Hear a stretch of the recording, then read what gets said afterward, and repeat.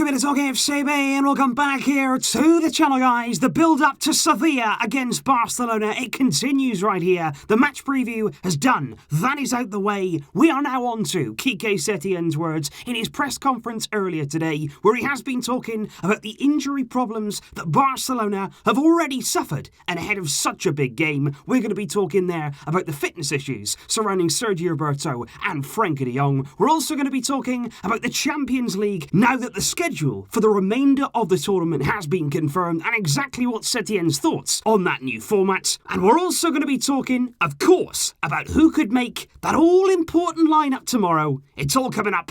Setien's words coming your way. Because if we do start here by unveiling the squad list and indeed the team that will travel to Seville to face Sevilla tomorrow, and as you can see, there are some very, very key absentees from that squad. The good news, first of all, is that Jordi Alba returns after overcoming the suspension that he suffered against Leganés. That certainly there is a big, big positive, but Samuel Umtiti will miss out through suspension, and he's replaced in the squad there by Barcelona B player Chumi. Also, Saverio comes into the squad, and that's because, like I say, there is no Frenkie de Jong and there is no Sergi Roberto, two players that tomorrow will be big misses. And already here, we are suffering with some problems. And if we do, first of all, cover those injuries and exactly what the latest is on those two players, starting first of all with Sergi Roberto, who seems to be there, a quite unexpected absence for Quique Setien ahead of this game. Now, he was subbed off, remember, against Leganés not long after half-time, 54 minutes there, he was replaced by Nelson Semedo, and I actually thought in that game, Sergi Roberto didn't play too well. Now, I don't really know at the time whether he was playing through the pain, did he already have a problem there with a suspected bruised rib,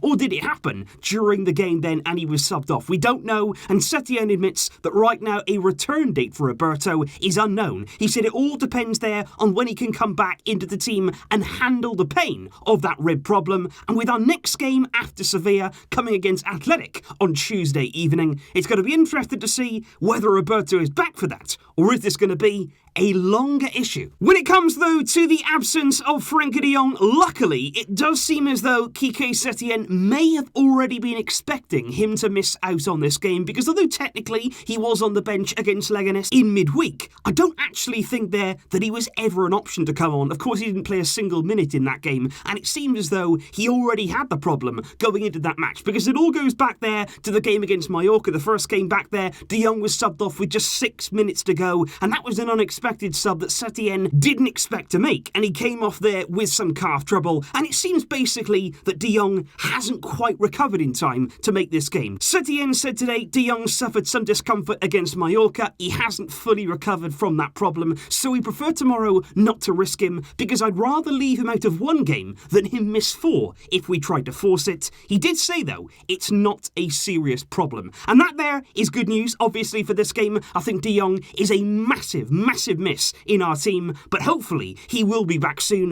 And I just think it's interesting there, because clearly Quique Setien did expect potentially that De Jong wouldn't be ready for this game. And then you think back to Leganés. In that lineup there in midfield, we saw Busquets, we saw Rakitic, we saw Arthur, then off the bench, we saw Arturo Vidal, and we saw Riqui Puig. And I feel as though there Quique Setien already ahead of this game was just thinking there, who's going to replace him? If De Jong can't play, who in that midfield has earned their spot? All the players had their chance against Leganés, but who will get the nod? One of those players who certainly played very, very well and has come in for some big praise, as we discussed yesterday, is none other than Riqui Puig. And Setien, once again, in his press conference today, was asked there about Puig, whether he could expect more minutes in the first team and to be given more opportunities as the season goes on. And Quique Setien said, I already congratulated him for the minutes that he played. He was very connected with the team, and he did so many good things. And as I told him, it was such a shame that he couldn't score because he was so close. He said Riqui Puig is training well, he's got a great attitude, his minutes out on the field will depend on him taking his chances when he gets the opportunity, just like he did the other day. He said, I'll take that into account for the future if he deserves it, and if he does what he did against Leganés,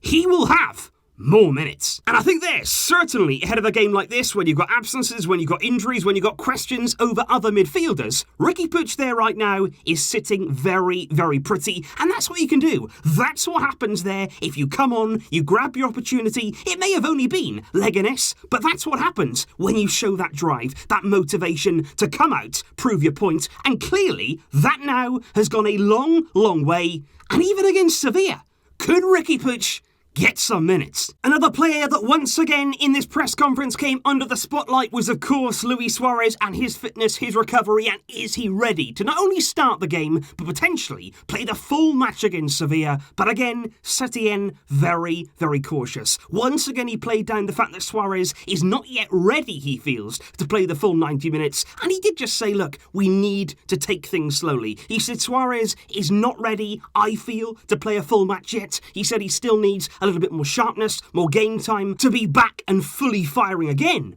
But still that door remains open. I think Suárez again, like he was against Mallorca, like he was against Leganes, he will be involved, but if he starts the game, he won't finish it. And of course, if he doesn't start, we can see him come on for that impact. And I don't know what's going to happen. I can't really read that right now. Once again in this press conference, Setien defended Griezmann. He defended what he could bring the team, and it remains to be seen whether Griezmann will indeed once again be in the starting lineup against Sevilla. And I'm just interested to know, guys, who would you go with? If you could only start one of them, would you start a struggling, confidence-sapped Antoine Griezmann at the centre there of our attack? Or would you start Luis Suárez, a player there that right now, of course, has the qualities that we need, but he's not fully fit. He isn't quite ready to play a full game.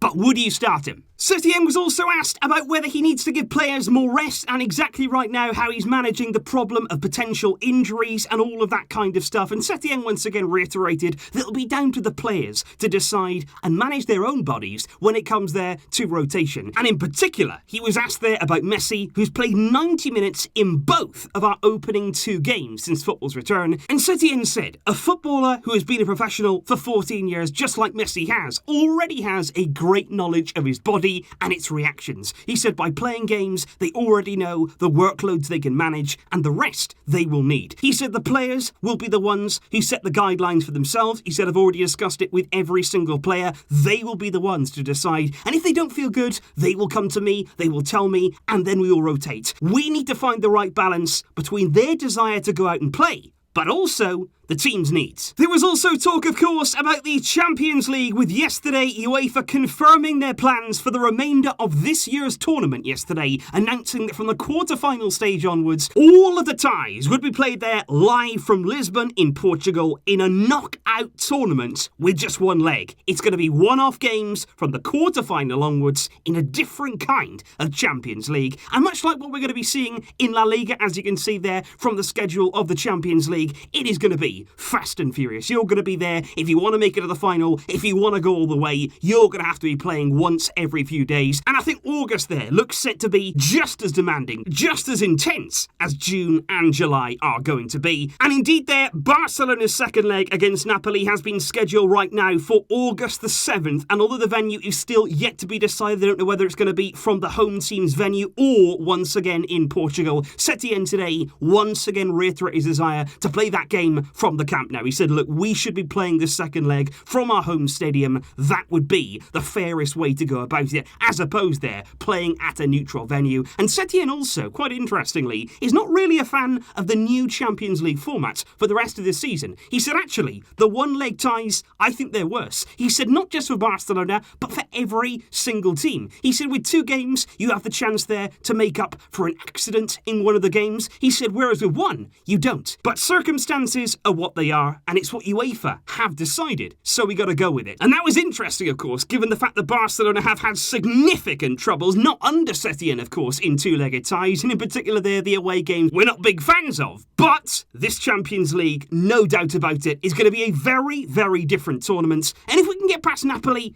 for me, then it's anybody's game. Everybody has a chance at this title, and Barcelona, for me, remain one of those teams. However, guys, I do have to end this video on an extremely sad note. I really couldn't go through this video without mentioning it, and as sad as it is, I do want to talk about Juan Carlos Unzue, the former Barcelona and Sevilla goalkeeper during his playing days as a professional. And of course, we all know him very, very well from his time there as Luis Enrique's right-hand man, his assistant there at both Celta Vigo and Barcelona, and in particular there as the Barcelona assistant. He was crucial in our treble-winning season, and right throughout Luis Enrique's time at Barcelona, Unzue there could always be seen on the touchline, always been seen giving orders. He was extremely motivated, very similar in his characteristics to actually there Eder Sarabia. And today, sadly, Unzue called a press conference this afternoon at the Camp Nou. He was joined there by several Barcelona players, Luis Enrique, Quique Setien, several people there, all gathered for that press conference. And in that conference, sadly, he announced that he has ALS, which is a disease there that right now there is no known cure for. And he admitted there in that press conference that he's been given just 4 years to live. He said people have great capacity to adapt to life. He said, I've met other sick people who are very much eager to continue living because despite the difficulties, life is worth it. And Unzue there, absolutely heartbreaking news. My heart goes out to him, goes out to his family. I wish him all the very, very best. And like I say, it is such a sad topic. It is something this morning that when I heard that, when I saw that there, that is absolutely gut-wrenching. But I did want to bring you that, guys. And like I say, football comes together, certainly, for a vital figure in Barcelona's history, Juan Carlos Unzue. All strength to you. So that there, guys, is the words indeed of Quique Setien ahead of that massive game against Sevilla tomorrow. Please let me know your thoughts in the comments down below on the injuries that we have suffered. And of course, who would you like to see in that lineup tomorrow? All of that is going to be coming up. That is going to be the third build-up video ahead of the game, looking at the team and looking at those tactics. I'll see you later on, guys. Thank you, as always, for joining me. But until next time, as always, Visca! El Barça.